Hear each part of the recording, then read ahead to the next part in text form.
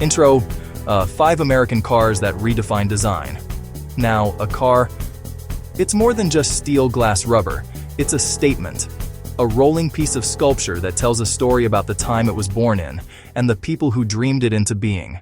But others leave a mark. They change the way we see the road, the way we see ourselves, and the very idea of what a car can be.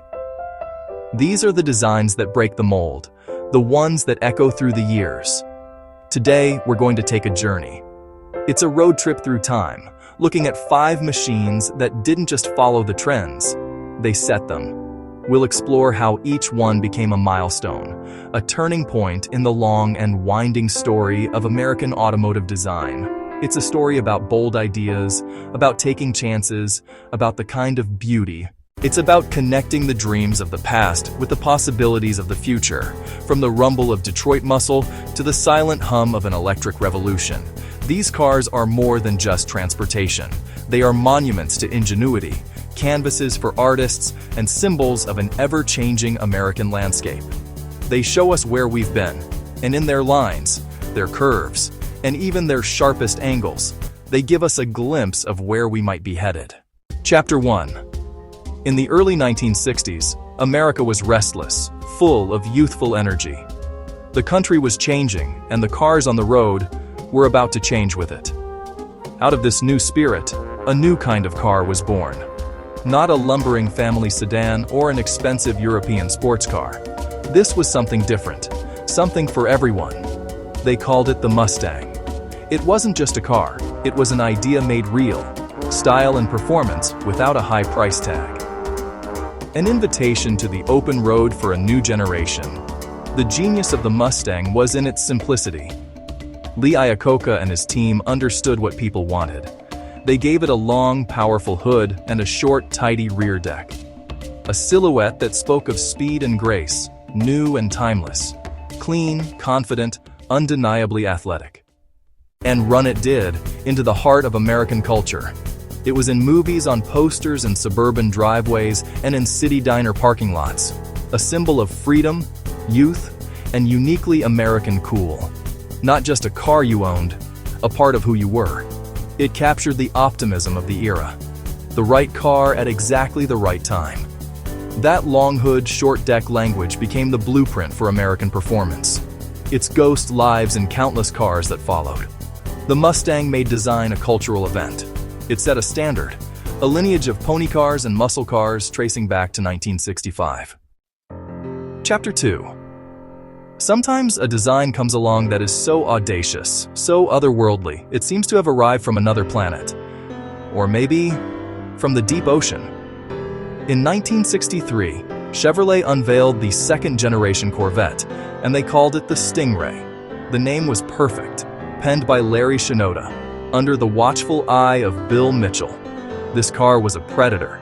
It was low, it was wide, it was impossibly sleek. Its lines didn't just flow, they surged. Like the muscles of a shark moving silently through the water, a radical departure from anything on American roads. The Stingray was a masterpiece of styling innovation, hidden headlamps that rotated into place. Sharp, crisp creases, wind splits, running the length of the body. But the most iconic and controversial feature was reserved for the coupe, the split rear window. A bold, stubborn choice that impeded rear visibility, but created an unforgettable aesthetic. It lasted only 1 year, but it cemented the 1963 Stingray as a legend. This wasn't just another car, it was a declaration. America proving it could build a sports car that was powerful and breathtakingly beautiful. The Stingray elevated what an American car could be. Not just straight-line speed, drama, passion, the pure art of the automobile. It had a presence impossible to ignore, a shape that burned into memory. The legacy is profound. It set Corvette on a path of forward-thinking design for generations. That aquatic, predatory DNA appears in every Corvette that followed. It pushed the boundaries, integrating function into seamless artistic vision. It remains a high-water mark. Bold, beautifully dangerous. Automotive art at its most potent. Chapter 3. By 1970, the muscle car era was at its absolute peak. It was a time of glorious excess, big engines, big attitudes, and into this arena stepped a new contender, a heavyweight with shoulders broad enough to carry the weight of an entire movement, the Dodge Challenger. Where others were sleek or subtle, the Challenger was pure, unapologetic muscle. It didn't ask for your attention, it took it. Its design was a physical manifestation of raw, earth-shaking American power. It was less of a car and more of a statement, chiseled from a solid block of Detroit steel. Designer Carl Cameron gave the Challenger its unforgettable presence. The proportions were everything. It had a wide, menacing stance. The grille was a single, deep-set void, like the intake on a jet fighter, giving the car a hungry, aggressive face. The body lines were clean but incredibly strong, with a pronounced Coke bottle curve along its flanks that emphasized the powerful rear wheels. And that roofline, a hardtop design that was both elegant and tough, flowing back to a short, powerful rear end. It was brutal beautiful all at once. The Challenger wasn't trying to be a nimble sports car. It was a boulevard cruiser, a drag strip brawler. Its design communicated that purpose with absolute clarity. It embodied the spirit of the age, a time when horsepower was king and the sound of a V8 engine was the national anthem. Every inch of the Challenger, from its optional shaker hood scoop that vibrated with the engine's fury, plumb crazy sublime. It was a car for those who wanted to be seen and most certainly to be heard. Its influence on the visual language of performance is undeniable. The 1970 Challenger became the archetypal muscle car. When Dodge resurrected the nameplate in the 21st century, they didn't have to search for inspiration. They went straight back to the 1970 model, faithfully recreating its muscular proportions and intimidating presence for a new generation. It's a testament to a design so powerful, so right, that it remains the definitive expression of American muscle over half a century later. It's the look of power, pure and simple.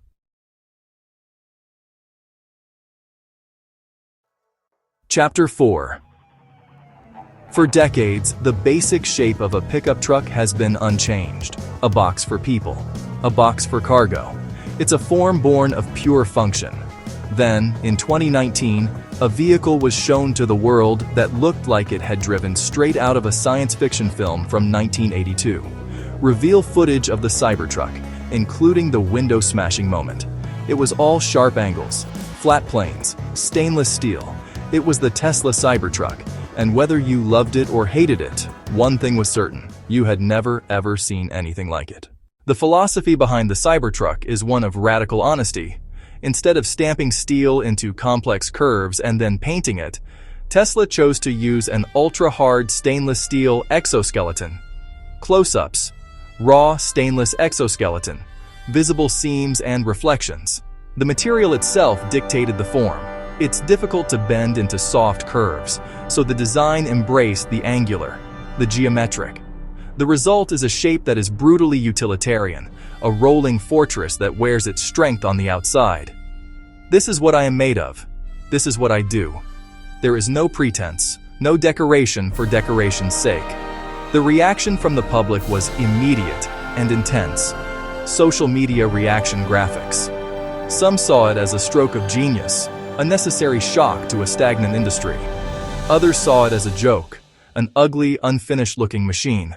It forces a reaction. It makes you question your own assumptions about what a truck or even a car is supposed to look like. It threw the entire rulebook out the window and dared everyone to start over from page 1. It was a conversation starter on a global scale. The long-term legacy of the Cybertruck is still being written, but its impact is already clear. It has challenged a generation of designers to think outside the box, or perhaps to think only in boxes. It forces them to reconsider materials, reconsider manufacturing processes. Chapter 5. The electric era has opened up a new world for car designers, with no need for a large internal combustion engine, a transmission tunnel, or a bulky exhaust system. The old rules of proportion no longer apply. A company called Lucid saw this not as a challenge, but as a profound opportunity. Their first car, the Lucid Air, is a masterclass in exploiting that freedom. It is a car that looks to the future, but does so with a sense of elegance and grace that feels almost timeless, a quiet revolution in luxury design. At first glance, the Lucid Air is striking in its sleekness. Its form is dictated by the wind. It's one of the most aerodynamic production cars ever made. But the real genius is what they call the space concept. By miniaturizing the electric powertrain, they pushed the interior cabin outward, creating a vast, airy space for passengers that belies the car's exterior footprint. It's a design that prioritizes the human experience, shaping the car from the inside out. The Air represents a bridge.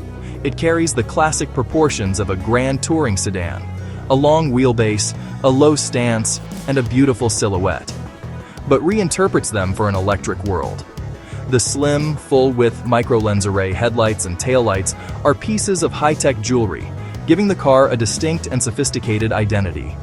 It's a design that proves electric cars don't have to look strange or alien.